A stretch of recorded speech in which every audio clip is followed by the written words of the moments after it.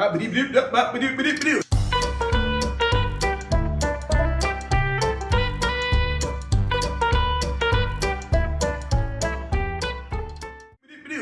hi, welcome to the Potato Water Files. I'm Doug, and this is Potato Water. Okay, so today we're going to talk about a little more in depth about self-critiquing a painting. So, as most of you know, art is a very sort of individual solo project. You don't have a lot of people around. Unlike a band, where you're always fighting with bandmates and they're always throwing their 2 cents in and you're throwing their 2 cents out. You've got a director who's directing your music and a producer and an engineer going on. Unlike actors who have a coach that's coaching them acting, they've got a guy who wrote the play, you got a director, you got a producer. Hey, we sit down here all by ourselves, get up inside our head and start the wheels are rolling like a hamster on one of those wheels going crazy, and you get a lot of self-doubt in there and a lot of ooh, not so good stuff. And how do you know what you're doing with your painting, whether it's good or bad? Well, I am truly one of the big proponents of go get extra help from outside. Go find a fellow artist, go find someone to help you critique your painting. I'm all about that. Run it up a flagpole, see who salutes. Those are good things to do, but when you can't do that, what are you gonna do? So, without going through a giant whole list, which I've had, and we've had that on in our newsletter, we've had that on the blog, we've had that all over. You can read all that and the whole idea of what they call the poop sandwich, where you start out with something positive, poop in the middle, and something positive at the end to help someone. This is about how do you self-critique. So I'm going to go through 5 quick things, which I've talked about in previous things about setting up your composition. You're going to go through the same 5 things right now to self-critique, to see where your areas are that you may have problems. So 5 areas, I call them the 5 dominances of painting. So domination of motive, motif or motive. So foreground, middle ground, background. Domination of center of interest. Domination of direction of light. Do I have a good direction of light? Is it all coming from the same place? Do I have a 70-30 split of light? Domination of value. Do I have large, medium, small, dark, mid-tone, and light? Which one is my dominant value that I have in there? And lastly, do I have dominant temperature? I use those 5 metrics right there to critique my painting and to go through and start looking at areas on a painting to see where the problem is. Usually what happens for me is put the painting up, it's rolling along nicely. Now, don't get me wrong. We all know painting starts out good. La, la, la, la, la, and it's all so wonderful, it's great. Do, do, do. Then it sort of starts to fall off the rails, and pretty soon you're at the ugly duckling stage. Every painting has an ugly duckling stage where it started out good, the drawing was good, and suddenly you're lost in a mire of things going, oh my God, I don't know what I'm doing anymore. I'm gonna throw this out, I'm gonna throw it out. But wait, don't order yet. Do not throw that painting out. This is the ugly duckling stage and you need to work through it. You'll get through the ugly duckling stage and usually then you come out the other side and you've got a painting. This is what I call the 90% stage. So I'm gonna show you a painting that I consider at the 80 to 90% stage. Now I'm going to self-critique it because I see some problems that are coming up in it. This is where I take my painting upstairs, I hang it up in a different room and I have a look at it. And I go through and say, what do I like? What do I dislike? What's wrong with this painting? And I go through the 5 areas that we just discussed. So let's go to the painting now and have a look. We'll discuss the problems. Then we're going to go through and I'm going to show you how I fix those problems. Okay, so here we have a painting. This is probably, hang on. I have no idea what size this is. This is 48, it's a 40 by 48. So this is a large format painting. 40 by 48. So, started with a photo, fixed the photo. Here's the study up here in the corner. This is the little study that I did to kind of gauge my values, gauge my composition, to see if it's going to work. Transpose that onto the canvas and away I go. So, I'm probably 2 or 3 hours, maybe 4 hours into this painting right now, and it's coming along nicely. I really like it. I'm happy with it. I think I've got a winner on my hands, but there's some problems. I've stopped because I was like, there's a few things I don't like about it. One of the problems in my studio is I do not have a large studio. I have a tall ceiling in my studio, which is wonderful because my painting will go ooh, and go ooh, and go ooh, ooh, ooh, ooh. That's beautiful, but I have a hard time backing up and getting far enough away from it to see this painting. 40 by 48 like this, you gotta stand way back from it to get a really good gauge on what's happening, and sometimes I can't do that. So, I take the painting upstairs, hang it on my fireplace, above my fireplace, or on the wall in the living room where I can sit in the kitchen and chop my carrots, because of course I chop carrots all the time because I love my vegetables, and then I can get a good look at the painting. So, once I stood back from this painting, I started to realize I got a couple of problems that I'm seeing. You can't answer what the problem is in the painting unless you've asked the appropriate question. Yes, I have a problem. Great. So don't just randomly start trying to fix things when you don't have an answer to the question. When you don't even have a question, you have to have a question to get an answer. That's like trying to win the lottery. Forget it. It's not going to happen. So I take the painting up and I stare at it and I look at it until I identify a problem. So I go through the 5 stages. First of all, motive. I got large foreground, medium middle ground, small sky. Love my motive. That's good. The motif, the motive seems to be working for me. Center of interest. Go through the center of interest and say, well, where's my center of interest? I'm trying to make this work right here, so it seems to be working. I've got a secondary center of interest there, maybe a tertiary there, creating a nice triangle within the painting that's going to hold the viewer's eye in. But what I noticed is, as I come down through this here, I'm like, okay, here's my center of interest, which is good right there. I like that, but something's tingling in my brain. My spidey senses are going off. So I say, okay, let's hold on to that thought for a sec. Let's move along and say, what do we got for direction of light? I got a strong direction of light. Nothing in here is 50-50. So I've got 80% dark, 20% light. 70% dark, 30% light.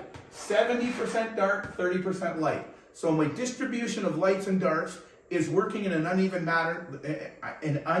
pattern that's going to make something very, very interesting. All right, so I'm happy with this. Value-wise, I have a large amount of mid-tone, medium amount of dark, and a small amount of light in there. So I have unequal distribution of light, medium, and dark. I'm liking that, so the whole balance is coming along. So this is 70% cool, 30% warm. So I have a dominant temperature in my painting. So I'm liking that, but I go back now. What was tingling in my brain? Hang on. Center of interest was bugging me. I have a center of interest, but I started to notice a couple of things. This is what I'm thinking. So this is here, and it's nice because it's on the axis line. So I very carefully put that on the axis line that says, hey, that's a safe place to be. I love to be safe. Safety first, kids. The problem that I'm finding is that the distance from here to here and here to here is equal. I've split this distance in half with this, and so this seems to be awkward. This space that's here to here is the same as from there to there. I don't like that. That's bugging me. I think I want to move this over a little bit. So I know that's getting close to the middle of the painting here. So I don't want it in the middle, so probably split the difference. I think I want to move it over a little bit to here. That's the first thing I noticed. So I thought, yeah, I think I want to move that over. The second thing I noticed when I was upstairs is, I said, for the most part in the overall picture, I have 70% cool, 30% warm. Unequal distribution of light and dark, but I have a dominant temperature. The dominant temperature of this painting is cool. But I come up here, let's just flip that over. When I come back to here, I'm looking going, well, I have this lovely shadow coming down, and then I have this light. This and this are 50-50. I do not have a dominant temperature going on in here or a dominant light dark going on. So I want one of these to stand out. Here's the key, kiddies. Whatever one you want to stand out needs to be the smaller one. Say, what? If I have a dominant cool, then my light will stand out. What? I still didn't understand that. Think about this. What if you had a whole room full of really handsome guys like me? Like, I mean, a lot of them, like me, and George Clooney, and Brad Pitt, and we're all hanging around, and, hey, Brad, what's going on? Hey, George, buddy, yeah. Hey, Arnie's in the back. Did you see him smoking? You put a few other guys in there. Like, my son shows up. He's handsome. He comes in the room. You could put 30 more handsome guys in a room, and guess what? We all look handsome. Nothing happens. All right, send an ugly guy in the room, and what happens? Whoa, ugly guy stands out. Dominant, handsome, but the ugly guy shows up, right? So think about that, all right? So if I want the light here to show up and be my center of interest, I need dominant blue, right? So I've got to fix that. That's my first problem. I'm moving that over and I'm fixing that temperature problem. Second thing I found that I didn't like in this painting, I guess that'd be the third. Third thing I found in this painting that I didn't like was, I love my rock formation, love the trees, love the distance that I'm getting, but I'm finding this is too big for these. So either these are too small, or these are too big. I'm finding this a little bit too dominant for me. It's in the front and it's big. It's big ass in the front and I like that, but maybe these are too small. So how do I fix that? I'm a little worried. I could come in and start painting bigger rocks in there to see where it goes, and if I don't like it, wipe them out. I could start shrinking these rocks. It's a lot of work, but I'm gonna show you a little trick right now, and this is gonna help you. I use an app called Sketchbook. It's called Sketchbook. You can put it on your iPhone. It goes on iOS. It'll go on your iPad or one of those paddy things. I don't know that it'll go on a computer, but I use it because it's fairly simple to use. It's way simpler than Procreate and way simpler than Photoshop. Photoshop is like trying to fly a jumbo jet. Procreate is like trying to buy a BMW with a whole bunch of free stuff and bells and whistles and stuff. Autodesk is more like a Chevy. It doesn't have a heated steering wheel and it doesn't have heated seats. It just starts and gets you A to B. So I use that to alter my photo. So I take a picture of the painting, which you'll see in this thing. That we'll throw up a picture of the painting as it is. Then we'll throw up a picture of what I did in the app. So I farted around with this. I erase, I add, I erase, I add. Now listen, you could take a photo of this, put plastic over top of it, and fart around with plastic on top, but the app, trust me, the app is worthy. It's worthy of taking the time to learn the learning curve in that app to make this work. This has been so good to me in helping me fix my paintings. But let me tell you kids, don't just use the app and randomly start doing things to your painting. You need to ask yourself, where is the problem? And identify where it is so you know what to fix. Otherwise, you're back to trying to win the lottery again and it ain't gonna happen. All right, so the pictures are up, you've seen that. So what I'm gonna do now is I'm gonna go in here and show you a little painting. I'm gonna do a little painting for a bit here, and I'm gonna try and fix these, and then we'll throw up the before and after and see if you like it. Comment if you like it, comment if you hate it, comment if you wanna buy me vodka. I love you too, all right.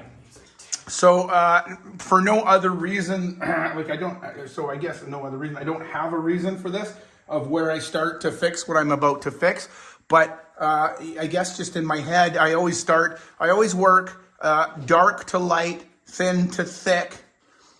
So I want to start in my dark areas first. So my thought is to go right away into this rock. I want this tree to come out. So right away I'm going to hit it with, and you gotta beat it like it's your child. Oh, you can't say that anymore. No, you got to hit it hard and heavy. You got to go real fast with it. You got to get in there and not be afraid of anything. All right, everything's fixable. So I'm going to get in right away and put another dark tree right in here. So I'm going to throw a little tree and make him come out here, and maybe another one here, which is going to add another layer in front of this, right? Which I like. Already I'm liking that because that's making this rock look smaller. I'm going to hit it here a little bit and take that right down. So that good, it might go fall down in there.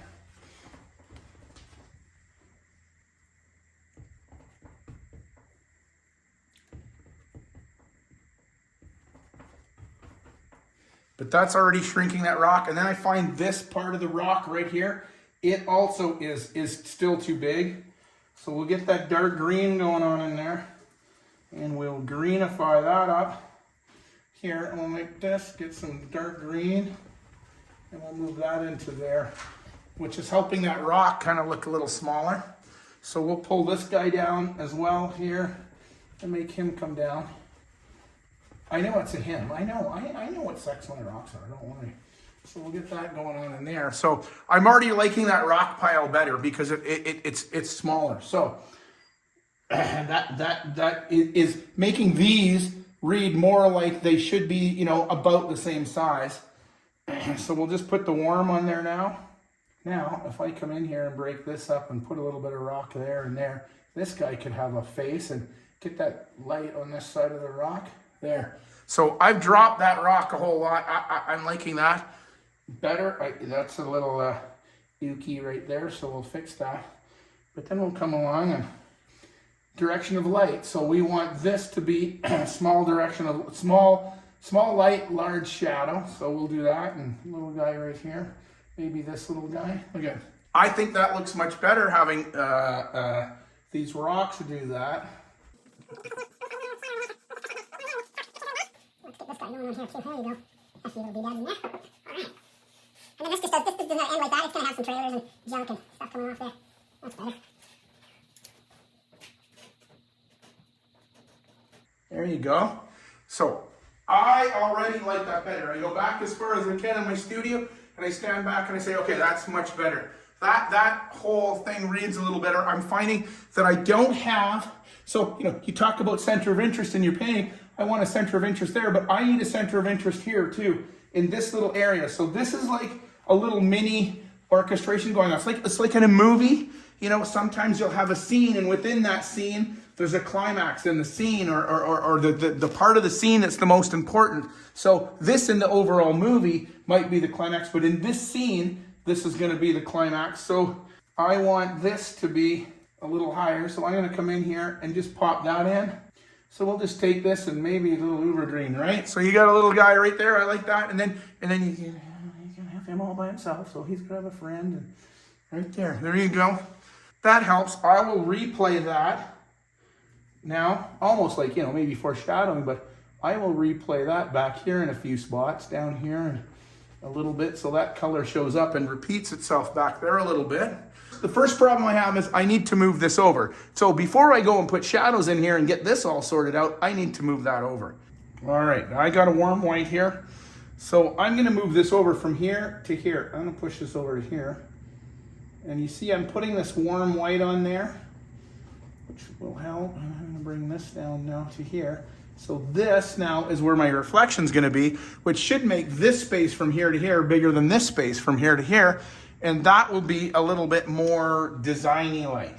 Now, this is still 50-50 here. So I'm gonna come along and I'm gonna zap some of this out. So I've mixed this color, which should be the same cool color here for the shadow of this. And if I bring this down and push it over to here, right, I should be able to make that white be smaller and more dominant.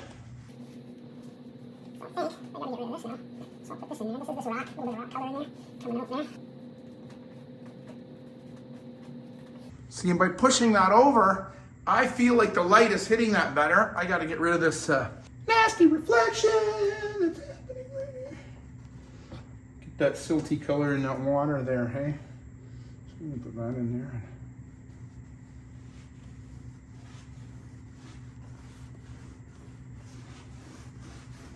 Get that all done.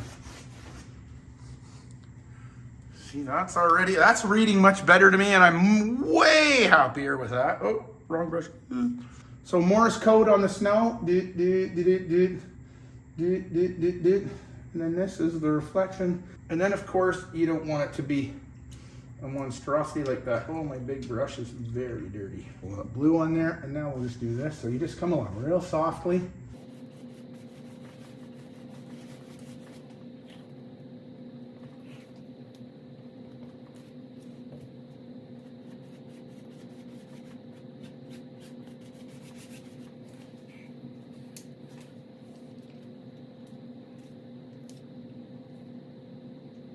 So then there's always, you know, the little bit of fix up that you need to do in there and tweak that. And an anchor, you need an anchor underneath there. You gotta put that dark, you come along with this dark underneath here and anchor a bit of that down so it sits down for you. Right now, accent, you gotta put the accent on the snow. So if you want your, you want your center of interest within that snowbank. So everything's looking at the snowbank, but I need that to really pop. So what I've put in there essentially is cad orange and white. So that's very warm, but for the highlight to make it pop, I'll use a cool color. And I go in here and I put a little lemon yellow in. And if all goes right, this should pop right here, like that. And that should even pop higher.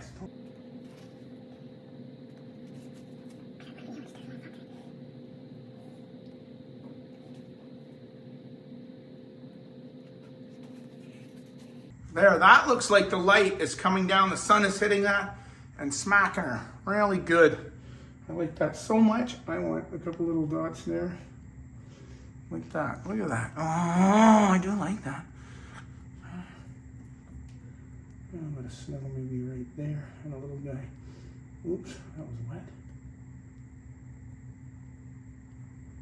There you go. So you got a couple of those. You don't want that to be all by himself. Maybe on this side, because this is in shadow, we'll put a little blue right there.